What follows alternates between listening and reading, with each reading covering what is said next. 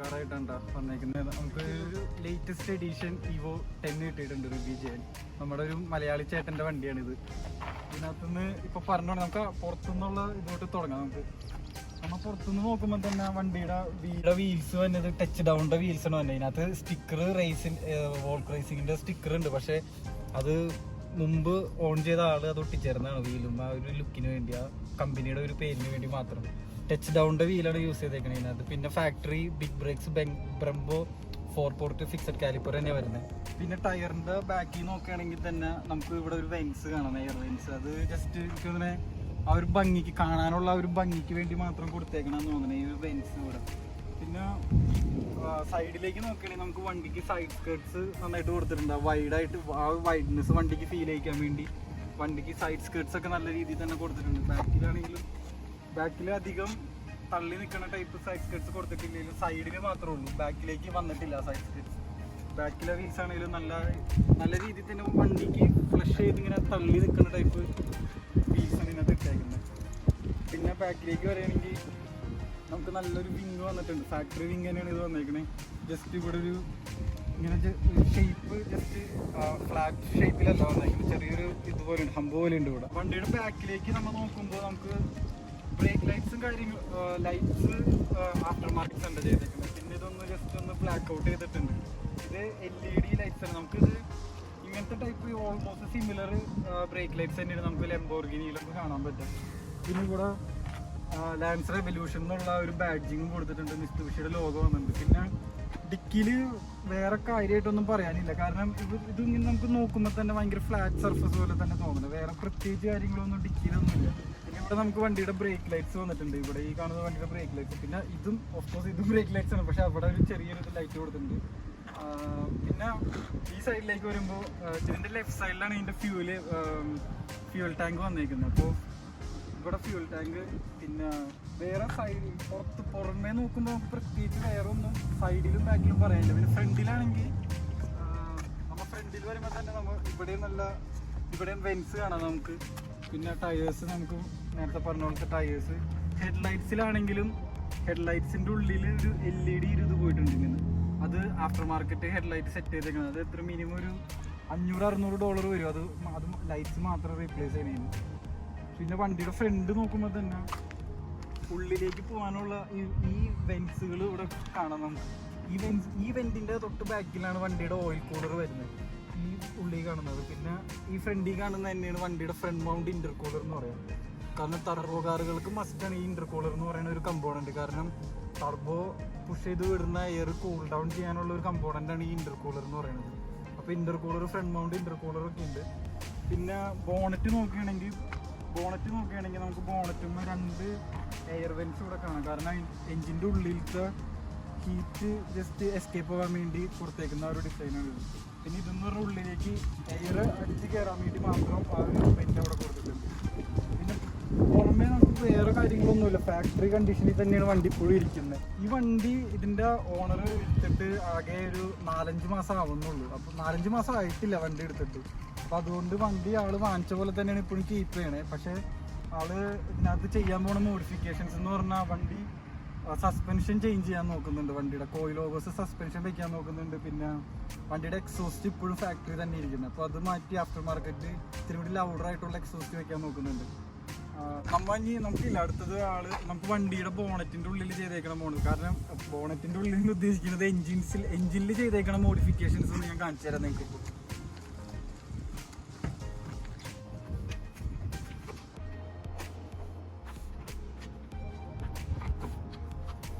ഈ എൻജിൻ എന്ന് പറഞ്ഞാൽ 4B11 ഇൻലൈൻ 4 സിലിണ്ടർ എൻജിനുണ്ട്.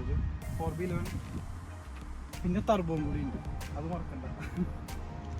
ഇതാണ് കേട്ടോ വണ്ടിയുടെ ഒരു എൻജിൻ ബേ എന്ന് പറയുന്നത്. നമുക്ക് ഈ കാണുന്നതാണ് കാനൻ്റെ പോർട്ട് ഫിൽറ്റർ വരുന്നുണ്ട്, aftermarket port filter plus intercooler പൈപ്പിങ്ങും കാനൻ്റെ തന്നെയാണ് വന്നത്. പിന്നെ നമുക്ക് GFBയുടെ ബ്ലോ ഓഫ് വാൽവ് തന്നെയുണ്ട്, അത് റീസർക്കുലേറ്റിംഗ് വാൽവാണ്. അതാണ് നമുക്ക് ഇവിടെ ഒരു ഇത് ഇൻടേക്കിലേക്ക് തന്നെ പോകുന്നത് നമുക്ക് കാണാൻ പറ്റും. ഈ ഒരു അതാണ് റീസർക്കുലേറ്റിംഗ് വാൽവ്. പിന്നെ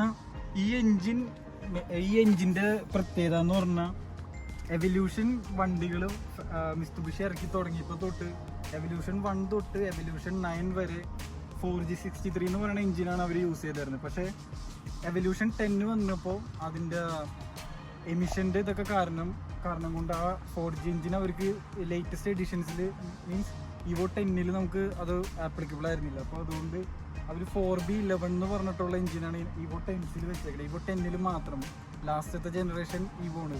4B11 എന്ന് പറയുമ്പോൾ ഉദ്ദേശിക്കുന്നത് ടർബോയും കൂടി ഉണ്ട്. എവല്യൂഷൻ എന്ന് പറയുമ്പോൾ നമുക്ക് ഏത് എവല്യൂഷനിലാണെങ്കിലും ഇപ്പോൾ 4G63 എന്ന് പറയുന്നതാണെങ്കിലും 4G63 ടർബോണ് വരുന്നത്, 4G63D എന്ന് പറഞ്ഞിട്ടാണ് വരുന്നത്.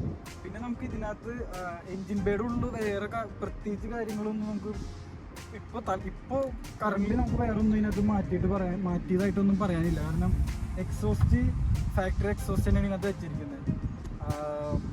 പിന്നെ ഇതിൻ്റെ ഈ എൻജിൻ ഇരിക്കുന്നതിൻ്റെ ഒരു ഇതെന്ന് പറഞ്ഞാൽ 4G63 എൻജിൻ Evo 9 വരെ വന്നിരിക്കുന്ന എൻജിൻ എന്ന് പറഞ്ഞാൽ എക്സോസ്റ്റ് ഫ്രണ്ടിലായിരുന്നു.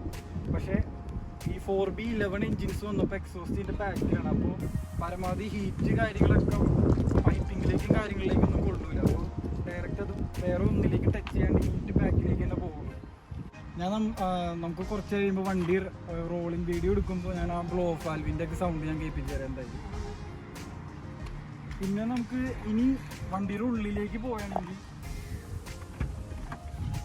വണ്ടിയുടെ ഉള്ളിൽ നോക്കുകയാണെങ്കിൽ നമുക്ക് അത്യാവശ്യം സ്പേഷ്യസ് ആയിട്ടുള്ള ഇൻറ്റീരിയർ തന്നെ വരുന്നത്. നമുക്ക് സ്റ്റിയറിംഗ് വീല് ഈ ഒരു സ്റ്റിയറിംഗ് വീൽ എന്ന് പറഞ്ഞാൽ നമുക്ക് ഇപ്പോൾ റീപ്ലേസ് ചെയ്യാൻ പറ്റില്ല. കാരണം ഈ സ്റ്റിയറിംഗ് വീൽസിൽ എയർ ബാഗ് വന്നാൽ നമുക്ക് ആഫ്റ്റർ മാർക്കറ്റ് അതിനകത്ത് വെച്ചാൽ അത് ഇല്ലീഗൽ മോഡിഫിക്കേഷനിൽ പെടും.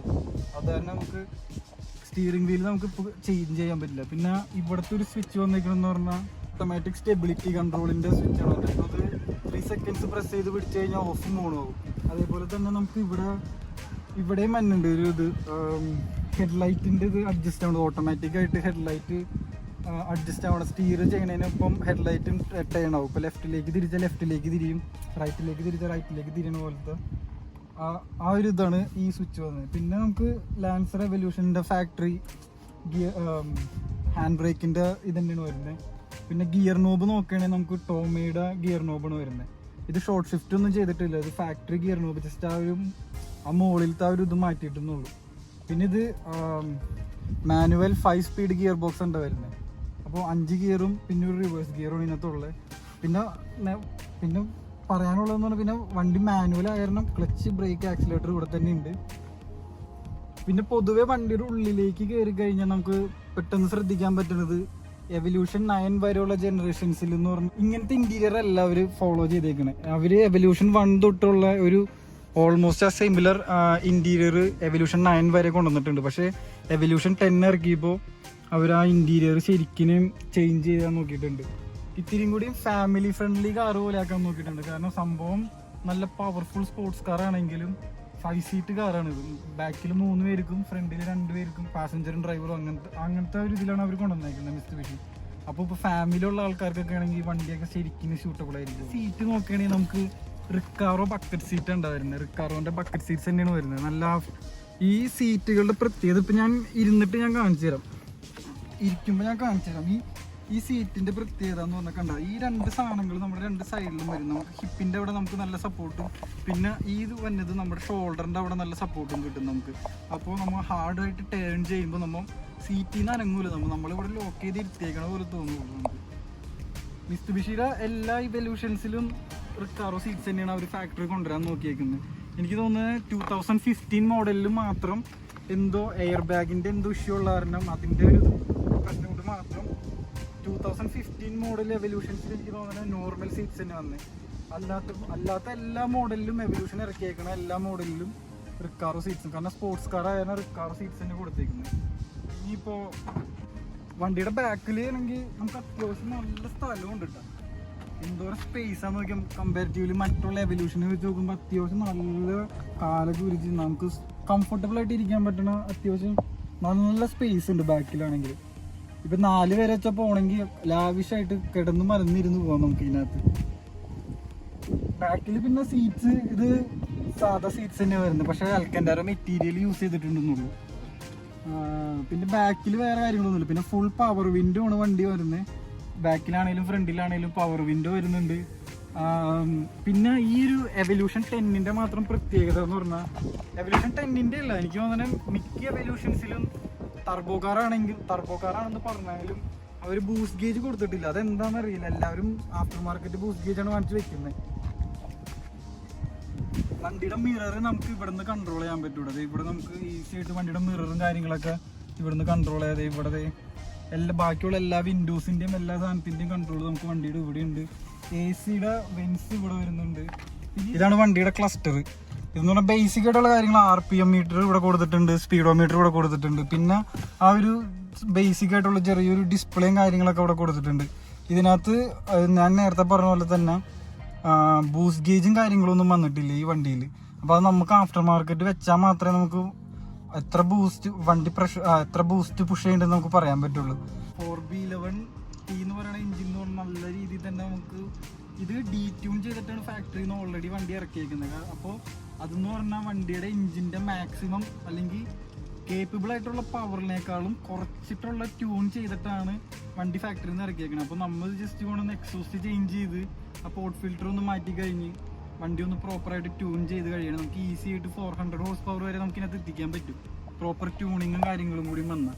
പിന്നെ ഫ്യൂൽ ഇഞ്ചക്ടേഴ്സും കാര്യങ്ങളൊക്കെ അത് ട്യൂണിങ്ങിനെ ഡിപ്പെൻഡ് ചെയ്തിരിക്കും. ഇപ്പോൾ ഏത് സ്റ്റേജ് ട്യൂണാണ് വേണ്ടതെന്ന് വെച്ചാൽ നമുക്ക് വേണ്ട പവർ ഡിപ്പെൻഡ് ചെയ്തിരിക്കും ബാക്കിയുള്ള കമ്പോണൻസ് ചേഞ്ച് ചെയ്യണത്. ഇപ്പോൾ ഈ എഞ്ചിൻ്റെ ഫാക്ടറി ഇന്റേണൽസ് വെച്ച് തന്നെയാണെങ്കിൽ നമുക്ക് ഈസി ആയിട്ട് ഒരു 400 ഹോഴ്സ് പവറൊക്കെ നമുക്ക് ഈസി ആയിട്ട് വണ്ടിയിൽ പുഷ് ചെയ്യാൻ പറ്റും. ജസ്റ്റ് അവർ എക്സോസ്റ്റ് ചേഞ്ച് ചെയ്ത് ആ ഇൻടേക്കിൻ്റെ അത് ആ പോർട്ട് ഫിൽറ്ററും വെച്ച് ജസ്റ്റ് ഒന്ന് നല്ല റോഡ് ട്യൂൺ ചെയ്താൽ തന്നെ നമുക്ക് വണ്ടി നല്ല അത്യാവശ്യം പവർഫുള്ളായിട്ട് തന്നെ നമുക്ക് കിട്ടും. പിന്നെ ഈ വണ്ടി നല്ല ഓൾ വീൽ ഡ്രൈവ് വണ്ടിയായ കാരണം 4 വീൽസിലും ഒരേപോലെ പവർ വരുന്നുണ്ട് ഈ വണ്ടി. ഇവിടുത്തെ ആൾക്കാർ ഈ വണ്ടി ഭ്രാന്തന്മാർ കമ്മ്യൂണിക്കേറ്റ് ചെയ്യണം. ഇപ്പോൾ എത്ര പവറാണ് വണ്ടി ട്യൂൺ ചെയ്തേക്കണമെന്നോ അല്ലെങ്കിൽ എത്ര പവർ വണ്ടി പുഷ് ചെയ്യുന്നൊക്കെ ചോദിക്കുമ്പോൾ കിലോ വാട്ട്സിൽ പറയുള്ളൂ. ഇപ്പോൾ നമ്മൾ ഇന്നാള് ചെയ്ത Evo 6-ൻ്റെ 244 കിലോ വാട്ട്സ് വീൽസിൽ കിട്ടും. അപ്പോൾ കിലോ വാട്ട്സിൻ്റെ പ്രത്യേകത എന്ന് പറഞ്ഞാൽ നമുക്ക് വീൽസിൽ വന്ന പവറാണ് കിലോ വാട്ട്സ് ആയിട്ട് കൂട്ടുന്നത്. അപ്പോൾ അത് കാരണം നമുക്ക് ഇപ്പോൾ കിലോ വാട്ട്സ് എന്ന് പറഞ്ഞപ്പോൾ എന്തോരം പവർ അതിനകത്ത് നമ്മൾ പ്രത്യേകിച്ച് കുറയ്ക്കേണ്ട ആവശ്യമൊന്നുമില്ല. കിലോ വാട്ട്സ് എന്ന് പറഞ്ഞാൽ അതാണ് വണ്ടിയുടെ ഔട്ട്പുട്ട് പവർ വരുന്നത്.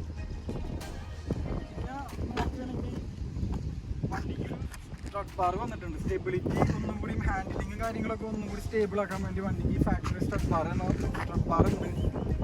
പിന്നെ ഇതിനകത്ത് പ്രത്യേകിച്ച് ഒന്നുമില്ല. പിന്നെ വണ്ടിയുടെ ബാറ്ററി ഇരിക്കുന്നത് വണ്ടിയുടെ ഡിക്കിയിലാണ്. ഞാൻ ഡിക്കിയിൽ അത് കാണിച്ചു കൊടുത്തില്ല ബാറ്ററി.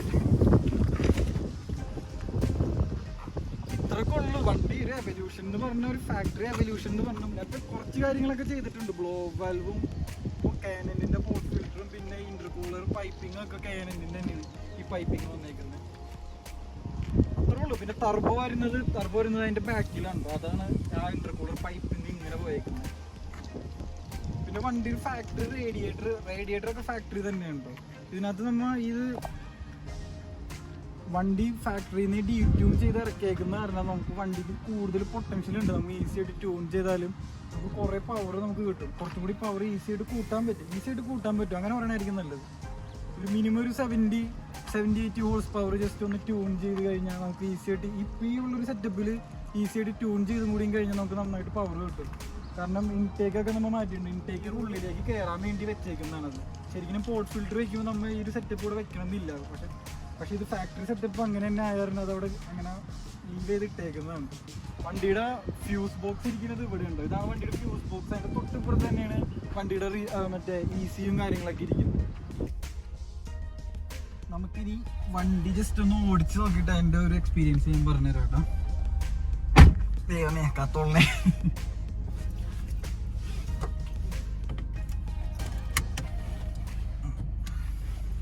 സംഭവം ഇങ്ങനെയൊക്കെ കാണുമ്പോൾ നല്ല അത്യാവശ്യം ഇങ്ങനെ മോഡേൺ കാറ് പോലെ നമുക്ക് തോന്നിക്കും.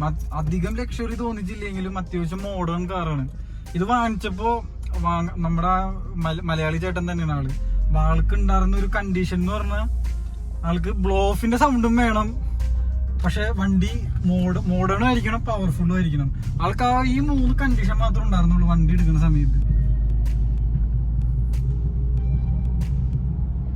സ്റ്റീറിംഗ് ഒക്കെ നല്ലതാണല്ലോ. സ്റ്റീറിംഗ് ഒക്കെ നല്ല രസമുണ്ട് പിടിക്കാൻ.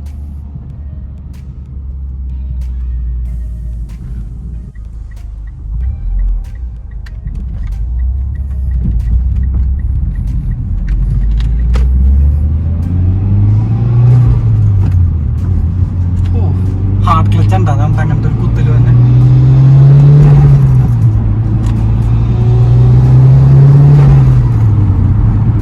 വണ്ടി നല്ല പവർഫുൾ ഉണ്ടെന്ന് വിചാരിക്കുന്ന പോലെയല്ല പണ്ടാറും. ഒരു മിനിറ്റ് നമ്മ ബൂസ്റ്റ് ചെയ്യുന്ന സമയത്ത് നോക്കാം, റോഡിലേക്ക് നോക്കാൻ മറന്നു പോയാൽ പിന്നെ എനിക്കറിയില്ല എന്തായിരിക്കും നടക്കാൻ പോണെന്ന്.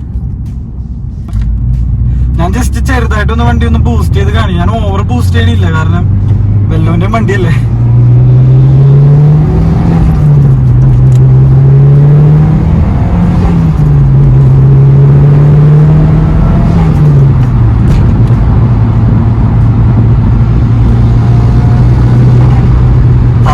സ്പൂളിംഗ് സൗണ്ട് കേൾക്കണുണ്ട്. അതിനേക്കാളും ഏറ്റവും ബെസ്റ്റ് സാധനം, എനിക്ക് ഏറ്റവും ഇങ്ങനത്തെ വണ്ടിയിൽ ഇഷ്ടപ്പെടുന്ന സാധനം എന്ന് പറഞ്ഞാൽ, ടർബോ കാർസിൽ എന്റെ മെയിൻ വീക്ക്നെസ് എന്ന് പറഞ്ഞാൽ ബ്ലോ ഓഫിന്റെ സൗണ്ടാണ് എന്റെ വീക്ക്നെസ്.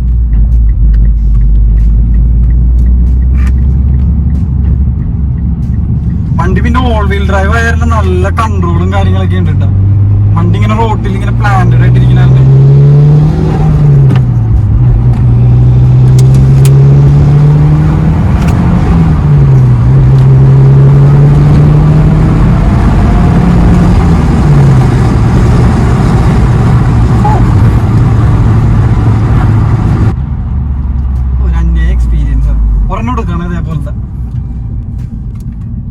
മോഡേൺ കാർസിൽ പെർഫോമൻസും എല്ലാ കാര്യങ്ങളും കൂടി നോക്കുകയാണെങ്കിൽ എവല്യൂഷൻ 10 ഏറ്റവും നല്ല ഓപ്ഷൻ ഉണ്ടാ. ഇപ്പൊ ഈ മലയാളികൾ ഇവിടെ ന്യൂസിലുള്ളവർക്ക് അറിയാൻ വേണ്ടി ഞാൻ പറഞ്ഞതാ. കണ്ട ബ്ലോഫിന്റെ സൗണ്ട് ഒക്കെ ഒരു പാട്ട് പാടി തന്നെ പോലെ നമുക്ക് കേട്ടങ്ങനെ ഇരിക്കാൻ പറ്റും. നമുക്ക്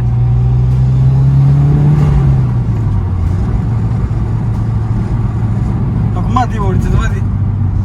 ഓളറിന്റെ നെഞ്ച് കത്തണ്ടാവും ബൂസ്റ്റ് ചെയ്യാൻ കണ്ടിട്ട്. ആൾക്ക് പ്രശ്നമൊന്നുമില്ല കേട്ടോ, ആള് നല്ല കമ്പനി ആളാ.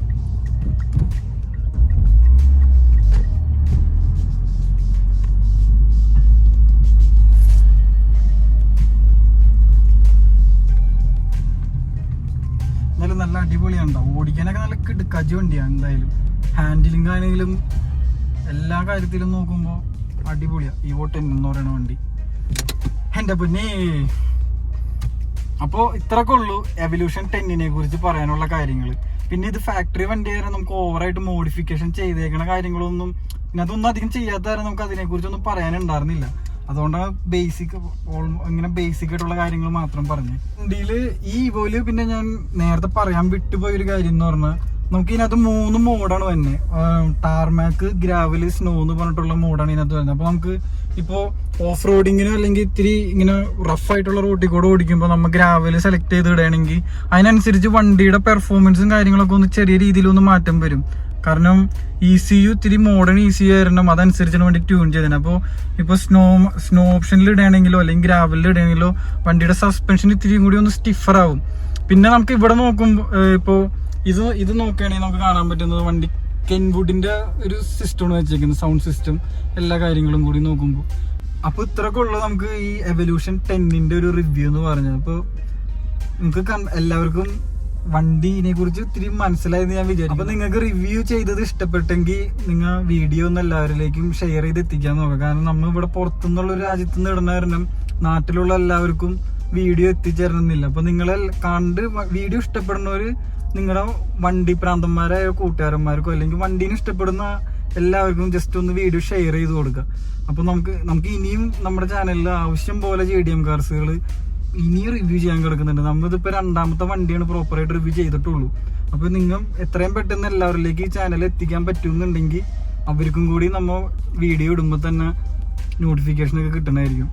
അപ്പൊ ഇത്രയൊക്കെ ഉള്ളു ഗൈസ്. നമുക്കപ്പോ ഇനി അടുത്ത വീഡിയോയിൽ കാണാം. ബൈ.